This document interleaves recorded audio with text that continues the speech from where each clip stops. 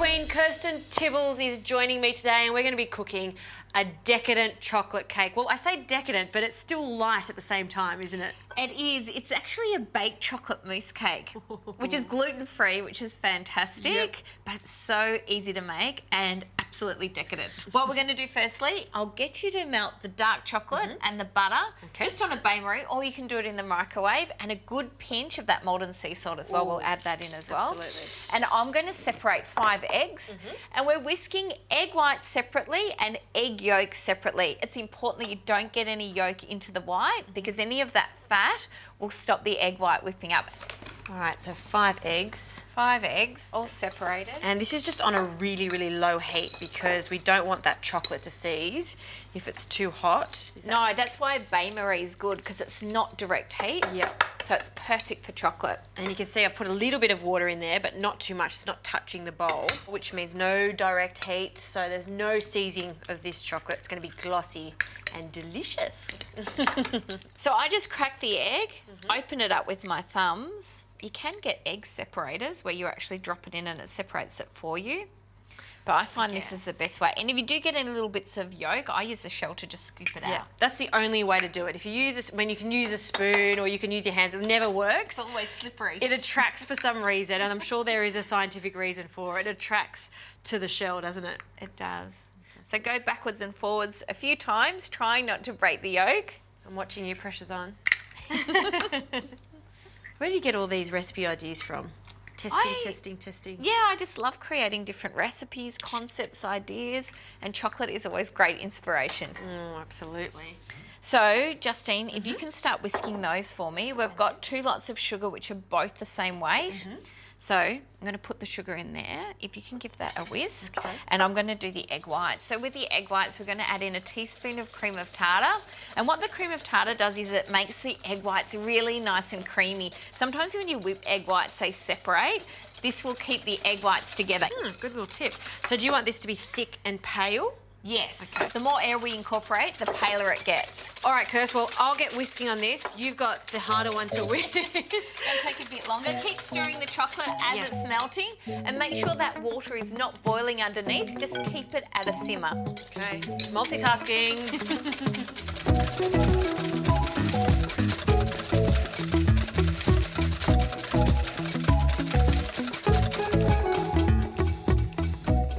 Oh, look at this chocolate. Perfect consistency, and the egg whites are exactly where we need them. If you can gradually add the sugar in while I'm whisking. Sure can. Just a little bit at a time. A little bit at a time, we'll whisk that in, and that has a stabilising effect on the meringue. A little bit. How's your arm? Good. You've done this I've got before. a bionic arm because I do this so often. It's good exercise, isn't it? Whisk in that sugar until it all dissolves. Looks good. What we're going to do now is fold the chocolate mixture into the meringue. Okay. So this is, it's not piping hot, but it doesn't have to be really cool, does it? No, it doesn't have to be cold because nothing in the meringue is affected by heat. So we can just add that in. The trick with this is to maintain as much air as possible in the meringue because that's what's going to expand in the oven and make this cake nice and light. Oh, so she's not only a chocolate and dessert queen, but she's a scientist too. I guess you have to know the science behind all of this. I think if you develop a lot of recipes, you need to understand what all the ingredients do before putting them all together. Yeah, particularly with baking and chocolate, because it can be quite complex sometimes. Egg yolks in next. If you can grab the cake tin, which Yes. we've lined. And for this amount of mixture, what size cake tin do we have, Kirst? Now, I've used an 18cm cake ring. I use cake rings for everything, but you can use a springform tin, which is a little bit larger, and that'll be a little bit lower. It'll take about 20 to 25 minutes if you're using a springform tin. In this ring, it's going to take about 30 to 35 minutes to actually bake. And Kirst, we're just lining that with a bit of baking paper so it doesn't stick. Yes, and this just ensures as well that it doesn't all run out the bottom of the tin. Ah, yes, that is important. That's happened to me a few times. So we're ready to place it in. We just need those milk chocolate chips, which are going to go all gooey in the centre, particularly if you eat this while it's still warm. Yeah, what a great idea. Now, I've just added a little bit. You could increase that a little bit if you wanted to. Have an extra chocolate hit. Well, we've got 2 varieties of chocolate in there. I think we're going to be quite content. All right, in it now goes. pouring it in. And Kirst, how long are we baking this cake in the oven for? This is going to bake for about 25 to 30 minutes at 175 degrees Celsius. All right, sounds good. In it goes.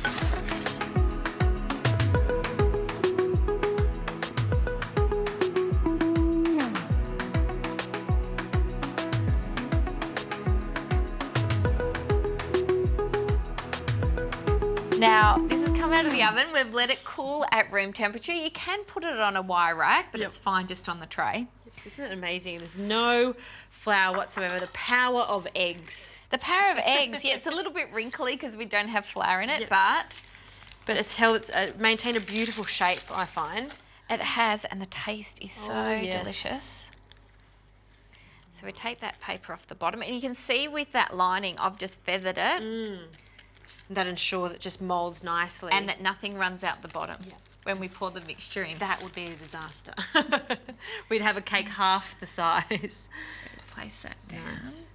And it's quite a decadent style of cake, isn't it? It's quite heavy. It is quite heavy and really quite rich. You can serve it warm as well if you want to. I'm going to place some dollop cream directly on top. And cream is a great accompaniment with chocolate. I always think if you put fruit or cream with chocolate, you can eat a little bit more without feeling full. That's exactly what I was thinking. Well, it does, because we haven't added any sweeteners. We haven't made a chantilly cream or anything like that, so it will counterbalance the sweet richness. Yeah, it breaks it up a little bit. So I'm just going to spread that out. I never put that much cream on my cake. I love it. I always put it on the side, but why not serve it with the cream on top, almost as a frosting? Fabulous idea. Love it.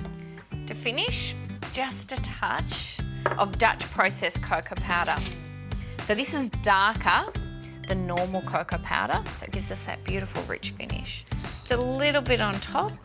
That is one very wicked chocolate cake, topped with lashings of dollop cream.